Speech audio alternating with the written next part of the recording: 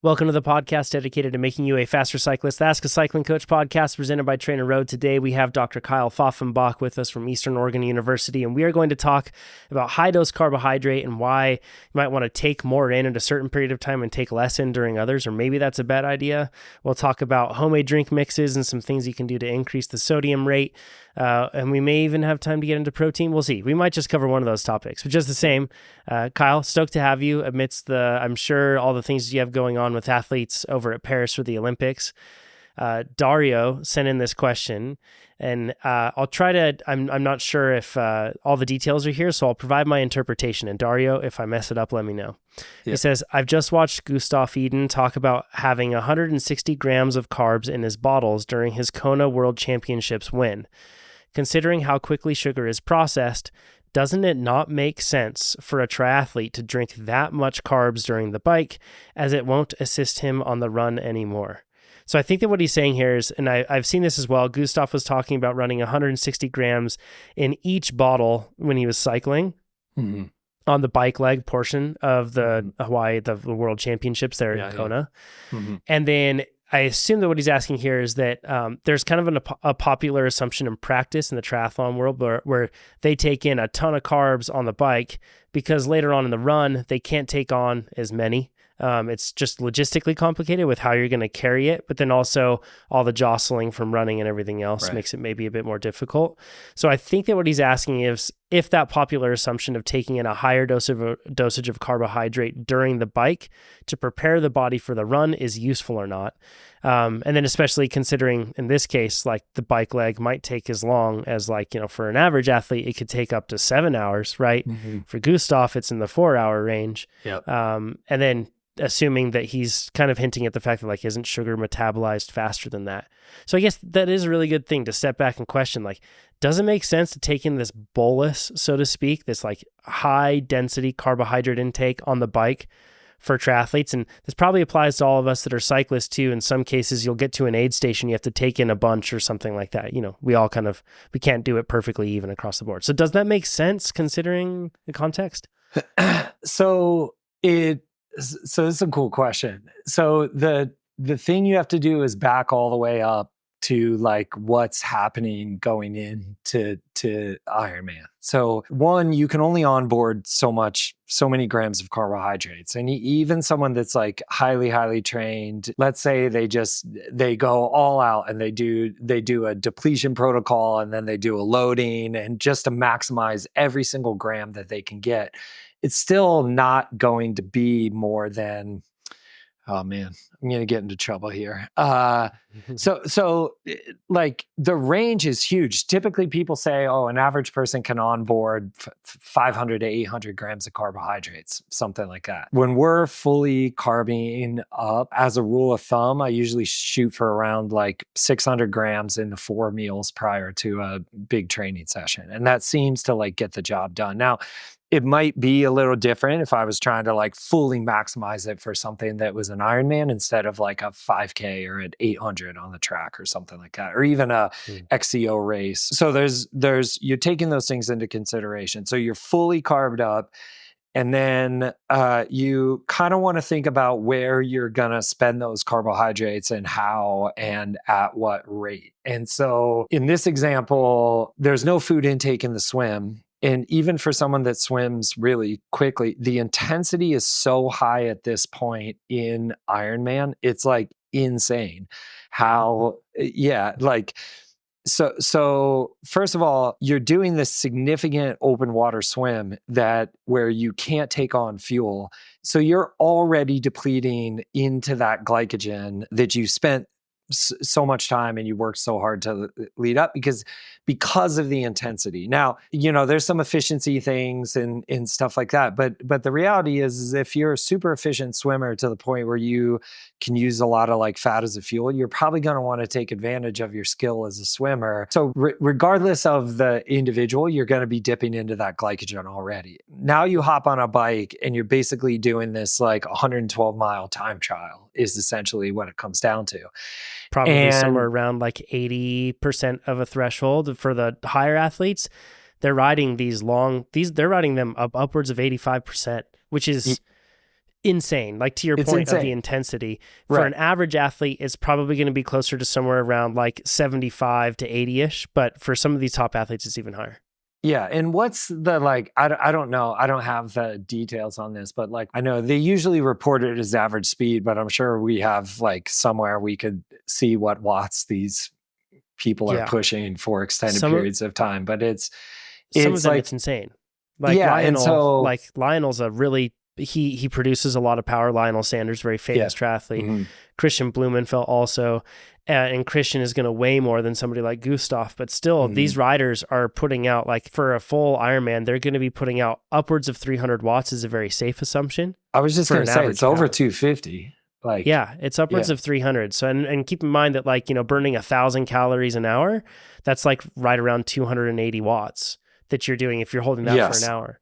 So these guys are burning even more than 1,000 calories an hour, you know? So the idea of basically the idea behind the 160 grams of carbs on the bike during this level of intensity is not that you are storing it in any way whatsoever. And this actually is a really important point because, and this is probably the key point of the question. If people are going to walk away remembering something about this point or this question, it's that I talk about this a lot in my exercise physiology classes at Eastern. Like we vacillate between anabolic states and catabolic states. And when you're in a catabolic state, you really shut down your anabolic processes. And when you're in anabolic state, there is some catabolism. Like I get that, but mainly when you're trying to frame this as a thought, am I in an anabolic state or am I in a catabolic state? An anabolic state is characterized by basically rest. There's going to be anabolic hormones in the system. So growth hormone, testosterone, insulin. And when you're in a catabolic state, you're going to have epinephrine, norepinephrine, cortisol. These,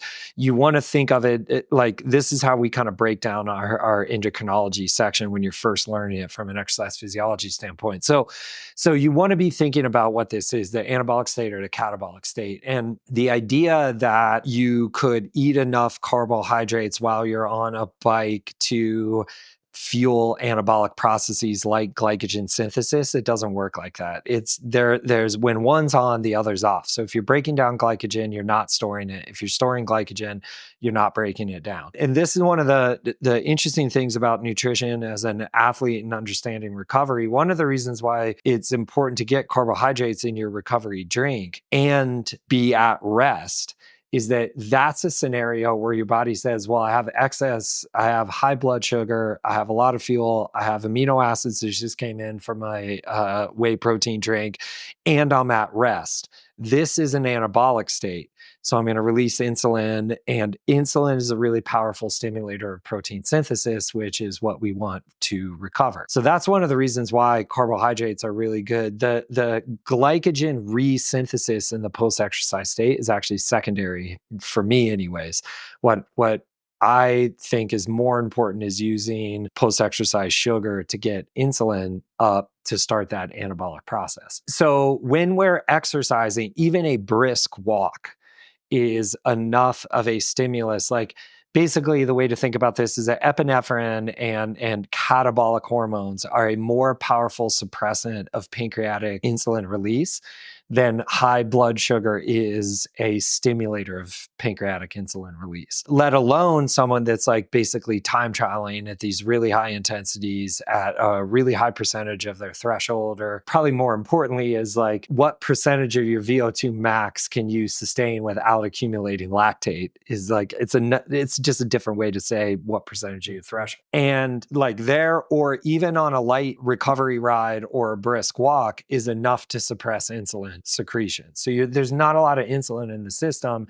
There's not going to be a lot of anabolic processes, and therefore there's not going to be any storing of glycogen. At least when I was in grad school, and maybe now at this point, there's some debate about what's called glycogen sparing. So for example, let's say you bust out your swim, and let's say you're super efficient at your swim, so you're still in a competitive position in terms of the race, but you only went through 30% of your glycogen. Now you have 70% of your glycogen. Could you take on 160 grams of carbohydrates throughout the bike and end that bike with still 50% of your glycogen left, let's say. So you only took a 25% hit or whatever what the math is, a 20% hit. And now you have 50% of your stored glycogen while you go into the marathon and you don't have to eat as much. I haven't seen like a really good study that's been done on this. Maybe it exists, but I haven't seen it. I would be really... That's a great study. I want to see that. Well, it's hard. Glycogen's hard because you basically have to track it with ultrasound, and you can look at intramuscular glycogen and you're looking at stuff like that. Otherwise, you're just jacking muscle out of a person, like taking muscle biopsies, and then you're making some pretty big leaps because you only get one site for a muscle biopsy, and then you're looking at how much glycogen is there, and then you're looking at it later on down the road and you're making assumptions based whole body based on that one site. And all this stuff is like super, super specific. So like, cyclists and runners are going to hold glycogen in slightly different places depending on which muscles they use for certain types of things. So anyways, you don't... Projecting that would be really difficult, but it would be very cool. So the idea then is that high amount of carbohydrate on the bike, glycogen sparing. Even if it is glycogen sparing, best case scenario, you're finishing the bike with maybe somewhere between 35 and 50% of your glycogen left. That's still not enough glycogen to make it through a marathon.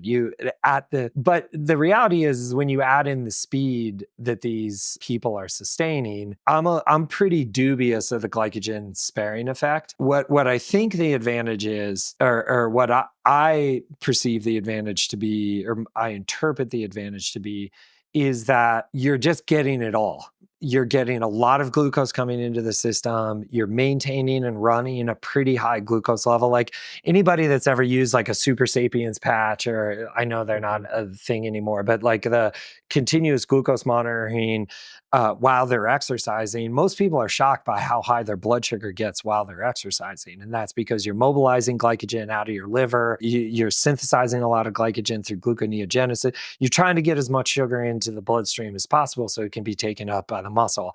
The muscle is also using the glycogen that it has stored. And so you kind of want the best of both worlds, and that's what you're trying to do. And the bike, with good gut training, you can really get to these kind of what are insane levels of 160, 140 grams of carbohydrates per hour. And really what that's just allowing you to do is maintain the intensity that they're going after. And what'd be interesting to know is like the percentage of VO2 max that can be, or the percentage of threshold that can be maintained on the bike. I'm not sure that same percentage of threshold could be maintained. There's some weird biking to running stuff, but when you switch to running, like how far off is the Ironman time trial from just going out and just doing the bike portion of the Ironman? And it's really not far off. It's not that far off. Whereas and that's with the marathon point. that Exactly. you do, like there's great, like the relative intensity that you can hold is higher on the bike versus the run. It makes sense. Right. What are they running under 230? I mean, I'm sure some of them are running under 230. They're all around 230 is like, which is just insane to say, by the way. It's insane. But like 230 is now like the range. Somewhere around 230 is where they're going. Trevor Foley just ran 236. Right. And maybe even less, actually. It might have been faster than that.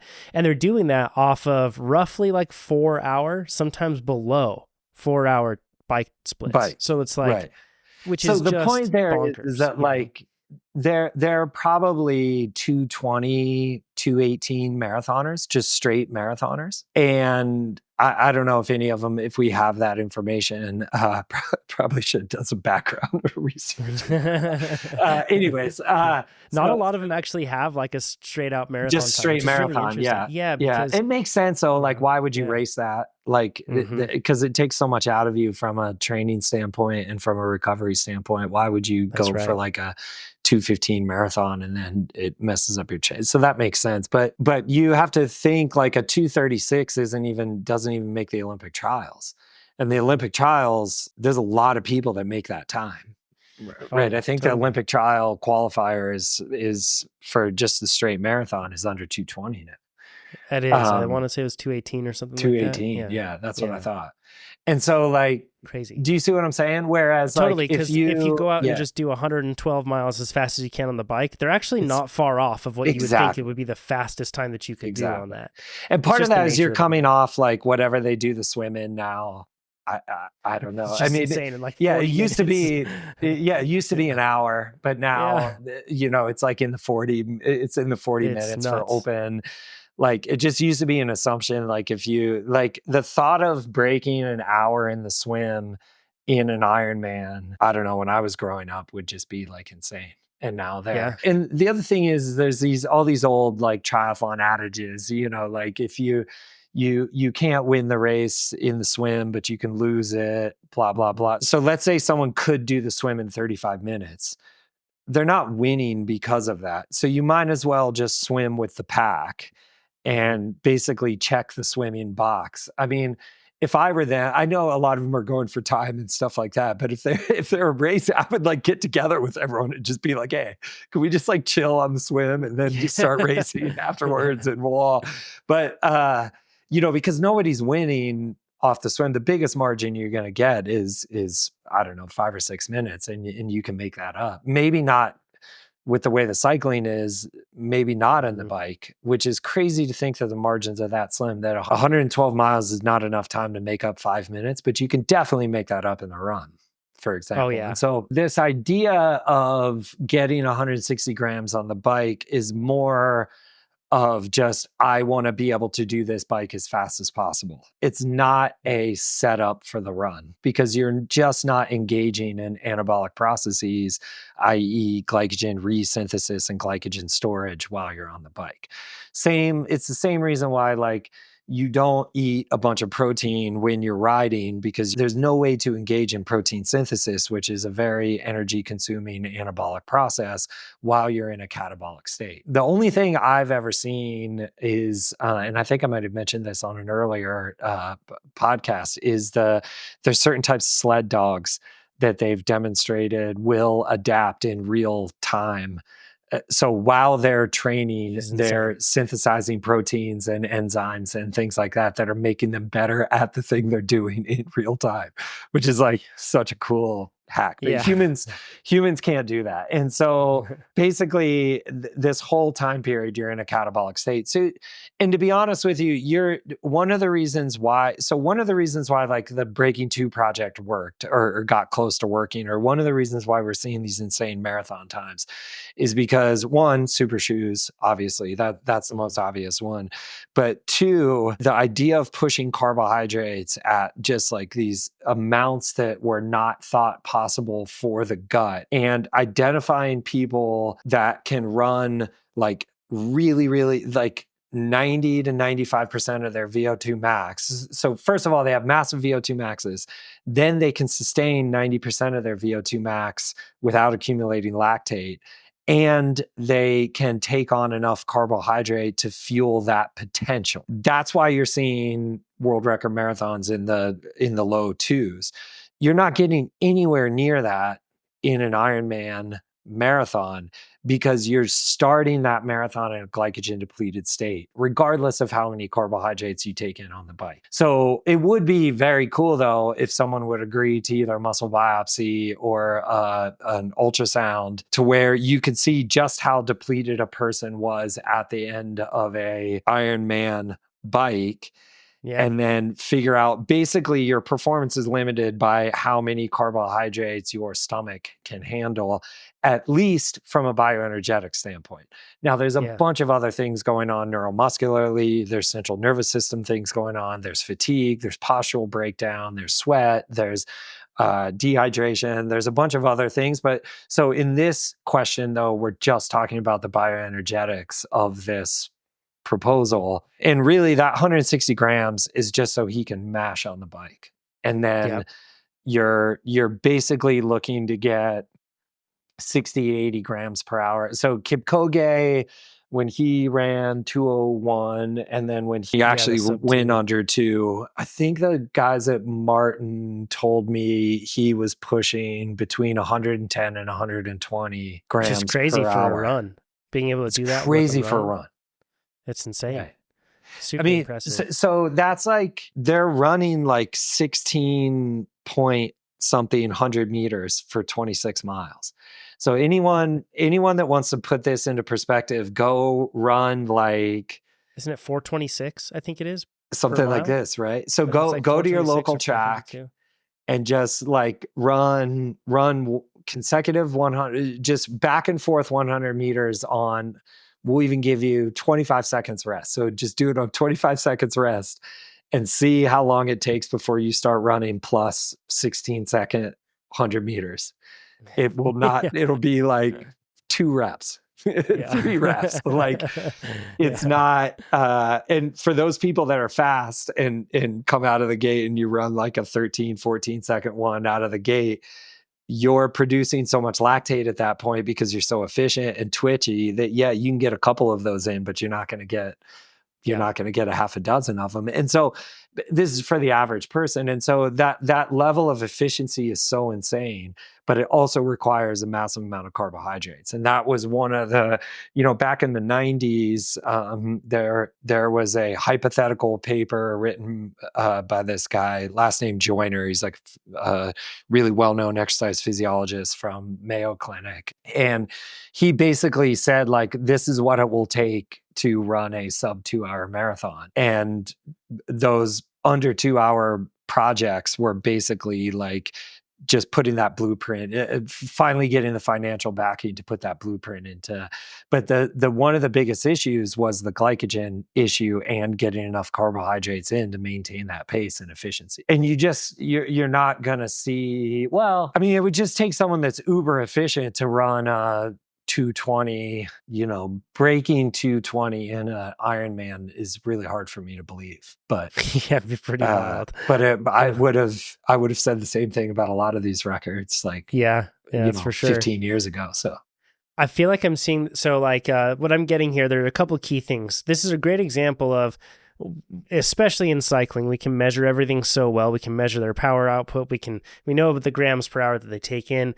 This is a good example of like evidence that we are not all the same, in the sense that these athletes that are so well trained and so effective at being able to put out that amount of power while still staying at a sustainable pace relative to their threshold.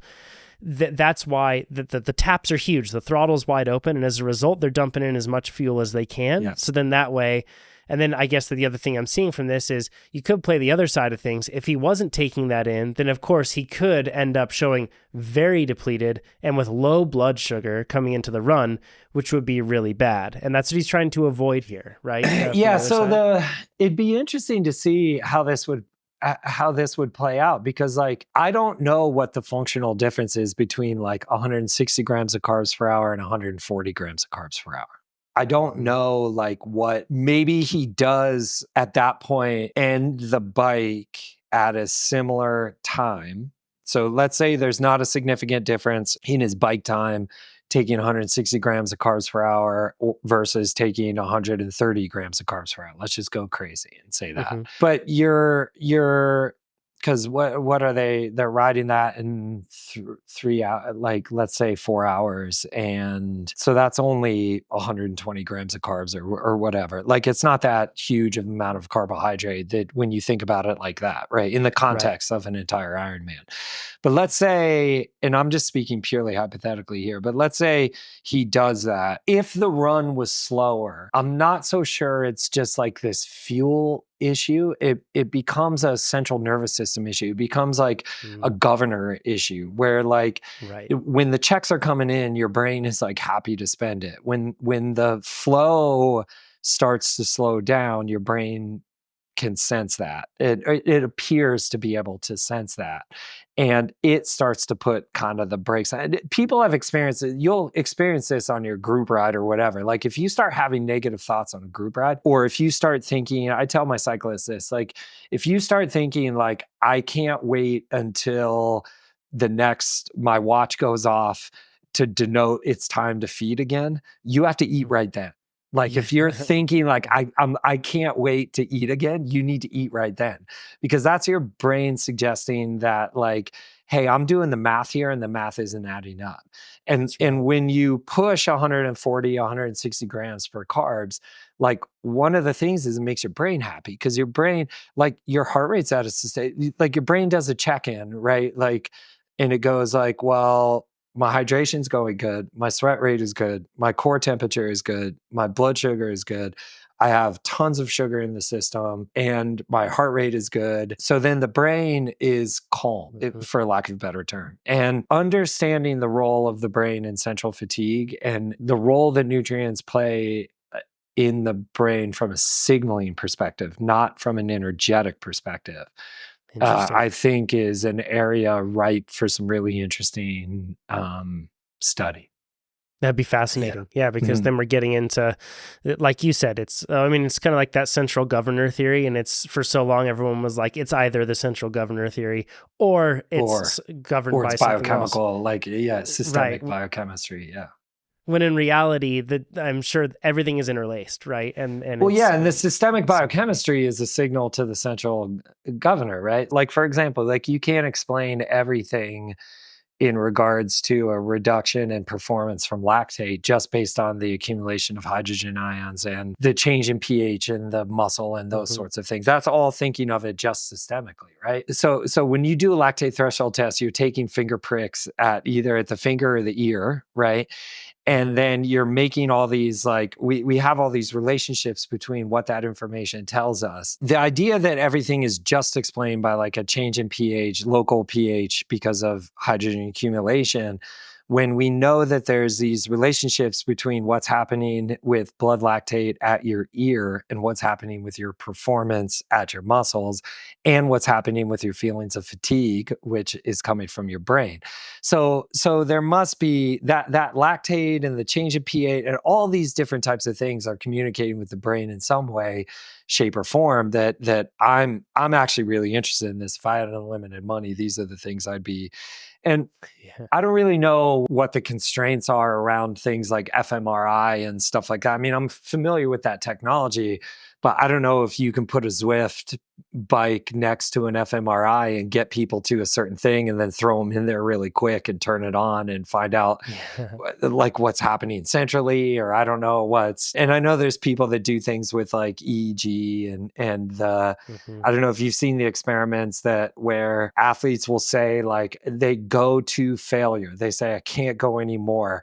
But then they activate muscle contractions with these like electrical stimuluses on the brain. Have you seen those? Like they're wild. And then the muscle still works. And the muscle still works. So there's a cool video. This is probably 10 years ago at this point, but Red Bull did a little camp with some cyclists of different disciplines, and they were trying to figure out, they brought in some scientists and they were trying to figure out what was like what the brain was doing under certain, but it still was application. It wasn't mechanistic. They were trying to figure out, and so for example, they would do this time trial that was all out on a velodrome with a light pacer. And then they would bring them back after they fully recovered. They'd bring them back and they'd tell them, okay, try and match that. And you can do it because you did it before. We're just trying to understand. But they set the pacer faster than and the people just did it. Right. And so it's like there is this weird, I don't know, and everyone's known this phenomenon for a long time with things like the 4-minute mile, it like went forever, and then one person broke it, and now like you can't even get a Division I scholarship if you can't break a 4-minute mile. It's crazy. I don't know. We're getting off on a tangent here, but the point is like I think that for this individual, the 160 grams of carbohydrate, the gut can handle it. The brain will love it. The muscles obviously are utilizing it. And he probably knows I can't get this much down in the run. If my run can only be at 75% of what I could possibly do if I were to just do the run.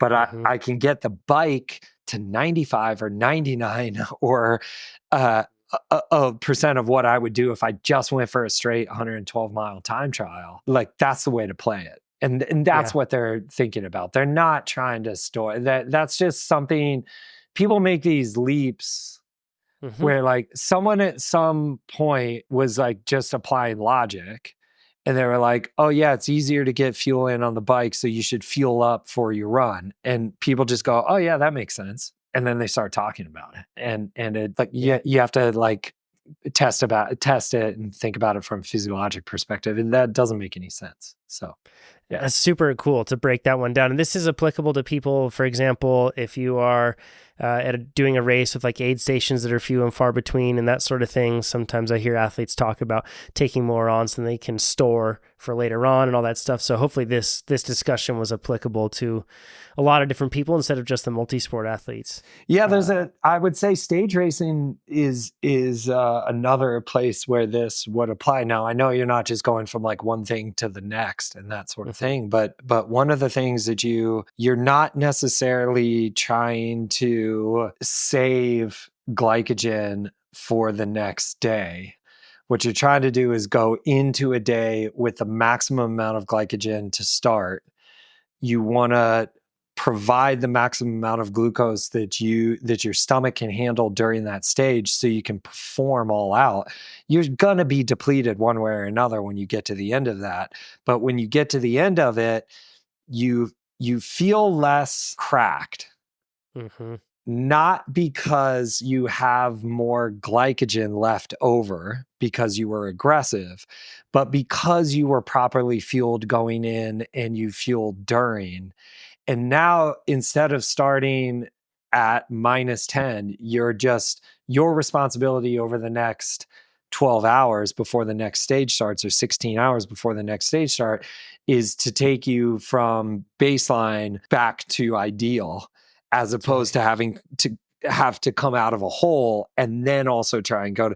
And what happens is when you put yourself in this hole, especially from the way your brain perceives it, and then you start the next day and you could be at 100% glycogen, but if you're under fueling during the bike ride and you under fueled the day before, your brain starts going right away, starts going like, no, I'm not doing this again. And that's when you're like, I don't know, I feel flat. I don't know what the deal is. My legs just won't wake up today. We have to think about fuel as more than just currency. Nutrients are signals. And they are more than just fuel. They are more than just gas. They are more than just currency.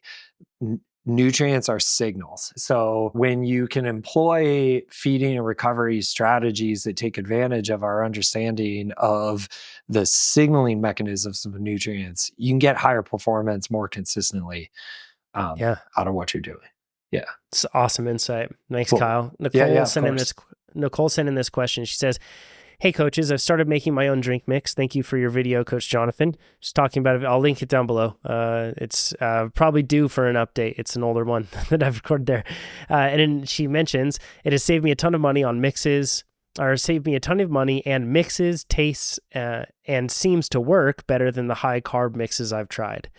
But I'm a salty sweater and I'm tired of carrying around salt capsules with me during rides. How do you get bulk sodium? And if you can't get that, is there an alternative you can recommend? So Kyle, you might be able to get bulk sodium because you work at a university, right? But like getting just bulk sodium as itself is very difficult. It's not exactly something you can pick up off of Amazon. So I mean, you can buy like bags of Morton salt. I mean, she's basically saying, I want straight sodium, and what you're gonna be able to get is bulk NaCl, right? Like sodium chloride, or table salt. And can I share, before you jump into this, can I share what I do? So then maybe that gives like a point of context for us to jump off on. So for me, I've found that if I'm if I'm mixing my drink mix and I'm doing a 2-to-1 ratio of glucose to fructose, I'm going to put in something like 60 grams of glucose, 30 grams of fructose. That's my 2-to-1 ratio. Yeah. Then after that, really what I found is that if I put any more than that's 2 in a grams, liter or a half a liter? That's in half a liter that I'll drink. And I'm going to be drinking that half liter every hour. Unless it's hot, then it's going to be diluted in more water.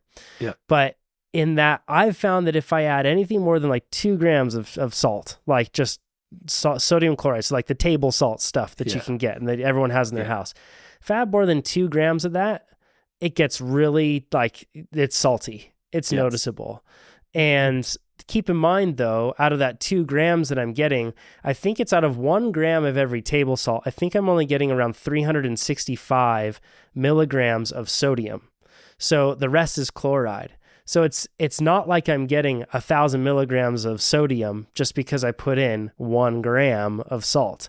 And that's, I think, a really important thing for people to remember. And that's, I think, the problem that she's running into. Is that you can true? put in, yeah, it's only a portion of it. Yeah, in fact, I'll Google it while we're looking at this. Yeah, Google that because the numbers I have in my head are different. Yeah, let me than double the check ones you here. just cited. My understanding was that in a 1/4 teaspoon of salt, you get 500 milligrams of sodium. It says roughly 0.4. So basically, salt or sodium chloride contains 1 gram of that, contains 0.4 grams of sodium, and then 0.6 grams of chloride in terms of just measuring it in terms of grams. How many grams is in a teaspoon? That's a great question. We're crossing party lines there. Going grams over to teaspoons. We're going to go to that Nate Bargatze's exactly George right. Washington skit. Yeah. I bet we'll just include this section for people, but 6 grams of salt would fall into 1 teaspoon, I think, but I'm not entirely sure. That's a loose, like a half-cocked Google on my side right now. So let's just go with your 365 milligrams of sodium per gram. Gram of salt, correct. 40%. Yeah, so 400 per gram. Okay. Yeah. Couple things here. One is what's your salt rate?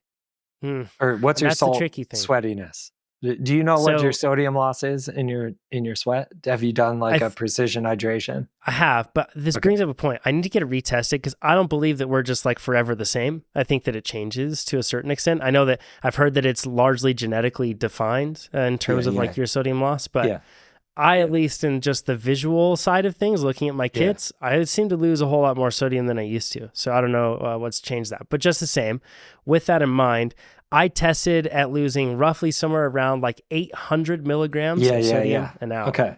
So and that's kind pretty of normal. typical. I'm not an outlier. So one of the reasons you may be salting more, which I actually don't, it's a lot of stuff I don't know about today. I don't know if you take on a bunch of salt. I don't know if that increases your saltiness, but you're way more than 800 milligrams per liter that you're taking in. If you put 2 grams in, and let's say that's 400 per gram, that's 800 per bottle, and a bike bottle is a half a liter. So you're at 1,600 milligrams per liter that you're taking in. But granted, I'm typically, in the cycling context, I usually put in 1.5 grams. Sorry, this is super nerdy. I put in 1.5 grams of salt into my drink mix. And then that ends up working out to be, who knows, somewhere around 600 milligrams is probably what I have. And then I'm drinking one of those an hour. So that's 1,200 milligrams per liter. Correct. But in most cycling, like XCO is what I like to do most. I'm taking in somewhere around like 500 milliliters an hour. It's a normal cycling bottle, maybe a touch. I fill it up a little high, and that's what I'm taking in roughly an hour. So now what I do to supplement that is I usually have like a little precision hydration capsule. They make these little capsules that you can take. They're electrolyte capsules. Contains 250 milligrams per capsule. And at that point, I'm getting from my 600 to my 850, and I'm topped off nice and easy. But this does cover the common, actually increasingly seemingly common use case of athletes that either they need to drink more than that per hour, or the fact that they lose way more sodium than that. And at that point, if you keep using table salt, it just becomes unpalatable. Like it's too salty. And it even can it's tough to be able to get the stuff down, and you miss out on a lot of stuff. Kyle, one thing I want to bring into this is sodium citrate. Now, this has been brought up from a handful of different people, and I've taken it in through if you look at a lot of cycling nutrition products, they use sodium citrate. It's really common to be able to make something higher sodium content. Is that an option here for these athletes? And I don't know if you know anything about using sodium citrate for... I don't know. I'm actually going to make a note about this. I don't know what the kinetics are. Because that's the interesting thing about it. What I found is that it does seem to And can you does seem buy to just alter. like bulk sodium citrate? You can, and here's the crazy thing here on Mhm. cost. So if you were to buy just table salt, like at a certain quantity that we're talking about here, roughly like 800 grams of it, Mm. so that's a pretty big little drum of that thing. If you're buying that, it's going to be somewhere around like $8. That's like how much salt it would cost you. Meanwhile, if you buy sodium citrate at, I don't know, roughly the same amounts, it's going to cost you somewhere around $35 to $40. Yeah. So it's really expensive, comparatively speaking. It makes sense though, because there's not a lot of like sodium citrate just like in nature. Yes. Well, and the thing is with sodium citrate, based on what I've seen, and also shout out to Connor Burton, listener of the podcast. He reached out to me about this, as well as other people have as well. But you can really pack in a lot of sodium, and it doesn't seem to alter the taste profile too much, making it really salty. Yeah. And it kind of helps in that regard. So yeah, Kyle, I don't know if you know anything about this and how to get more sodium in, that sort of thing, or sodium citrate is the key to it. So there's a couple things to unpack with some of the tidbits you just said. The first is that this is personal preference based on recommendations that I make. I don't love the salt tablets because I don't think it's the sodium and water together that is important in terms of absorption. In my experience with experimenting with this with athletes and then some personal experimentation and then looking at some of the just pharmacokinetics of it, I don't think you can just assume that if you take a salt tab that has 250 milligrams of sodium, that you're just accessing all of that 250 grams of sodium, or you're doing it in a way that is as effective as when you take it with a certain amount of water. So sodium in water ratio seems to be, in my experience, really important. So that's the first thing.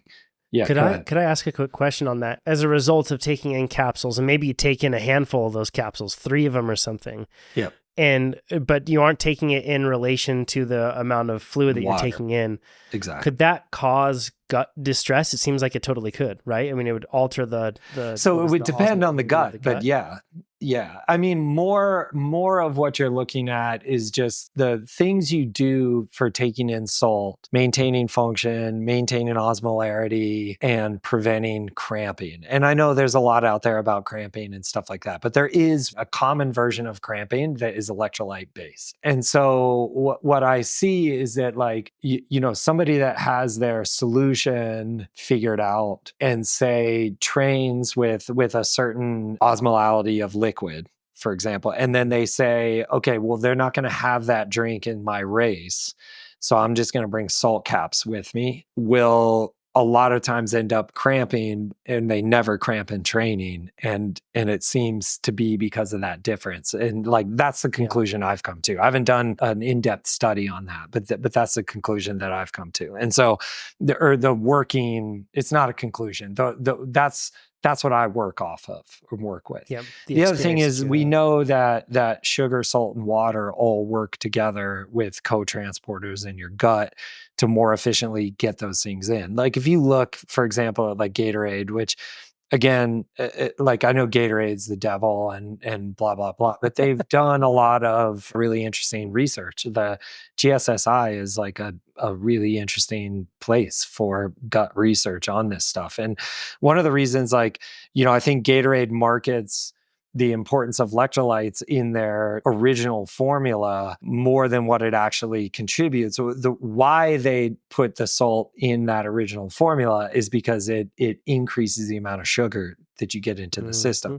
It's kind of the opposite of things like Liquid IV or Gator Light that utilize a little bit of actual sugar. There's 15 around anywhere from 12 to 20 grams of sugar in a lot of these electrolyte drinks because the sugar helps get the salt in, a greater amount of salt in. And so all this stuff works together within the water that it's dissolved in. And so I think in terms of what the reader is asking, I would go away from the salt pills, and she's saying that's the goal anyways, and get in. So there's a couple things you can do with this. One, you can add more salt up to the point of palatability.